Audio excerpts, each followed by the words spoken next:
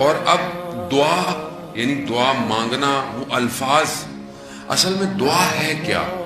یعنی ہمارے لیے سادی سی جو تعریف ہے کہ ہمیں کوئی چیز چاہیے ہم مانگ لیں، جبکہ اصل میں دعا رابطہ ہے، ارتباط ہے بندے کا خالق کے ساتھ۔ وہ جتنا اسے بہترین ادا کرے گا اتنا بہترین اس کا رابطہ ہوگا۔ اس لیے قرآن میں پروردگار کہتا ہے کہ ادونی استجب لکم، تم مانگو میں مستجاب کروں گا۔ لیکن کیا مانگوں میں؟ منع نہیں کیا کہیں پروردگار نے کہ آپ کو یہ نہیں مانگو، نہ مانگو جو مانگنا ہے۔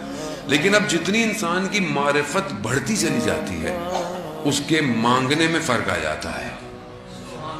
مثال کے طور پر آپ چھوٹے بچے کو، ذرا میں سادی سی مثال ہی دے سکتا ہوں، میں کوئی بہت بڑا طالب علم نہیں ہوں، چھوٹے بچے بھی بیٹھے ہوئے ہیں۔ اب چھوٹے بچے کو آپ شاپ پہ لے کے جائیں اور شاپ جو ہے وہ بھری ہوئی ہو کھلونوں سے، چیزوں سے، اب اس میں بہت اچھی چیزیں بھی ہوں، بہت کام کی چیزیں بھی ہوں، بہت مہنگی چیزیں بھی ہوں، لیکن کیونکہ بچہ ہے اب اس کی معرفت جتنی ہوگی یہ سب سے زیادہ کیا کرے گا؟ وہ چھوٹی سی گاڑی اٹھا لے گا، ایک ڈنکی اٹھا لے گا۔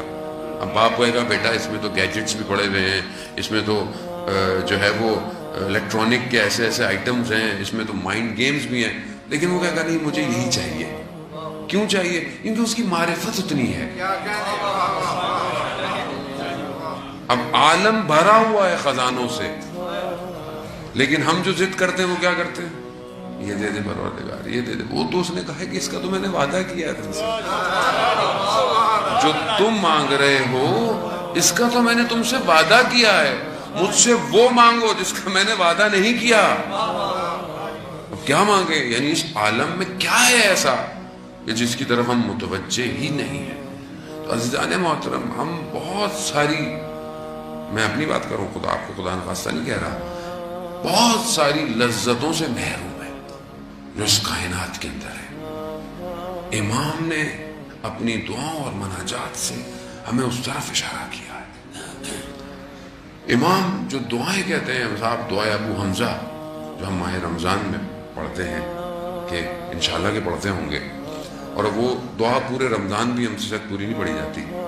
جب کہ آیت اللہ عظمہ بہجت رضوان اللہ تعالیٰ علیہ فرماتے تھے تو مولا کے حرم میں تہجد میں، وتر میں، قنوت میں پوری دعا پڑھتے تھے۔ اب آپ اس دعا کو کھول کے دیکھیں، اچھا ان کا پڑھنا اور ہمارے پڑھنے میں بڑا فرق ہے۔ ہم تو پڑھتے ہیں کتنے صفحے باقی رہ گئے، ایسی ہے نا، پلٹ پلٹ کے دیکھتے ہیں کتنی دیر ہے، 1 گھنٹہ آدھا گھنٹہ ہو گیا۔ وہاں نہیں ایسا، وہاں ایک ایک فراز وجود سے ادا ہوتا ہے۔ الہی پروردگار تو مجھے عذاب سے ادب نہ سکھا، یعنی تو مجھے ایسا نہ کر کہ میں تیرا بندہ ہوں، تیرا بندہ بننا چاہتا ہوں، لیکن عذاب دے کر مجھے بندہ نہ بنا۔ الہی لا تؤدبنی بعقوبتک، یعنی کیا جملے ہیں، شروع یہیں سے ہو رہی ہے دعا، آگے کیا ہوگی دعا؟ پروردگار میں روز قیامت میں جہاں سب عیاں ہوگا، کھلا ہوا ہوگا، وہاں تیری ستاریت کی زیادہ ضرورت ہے۔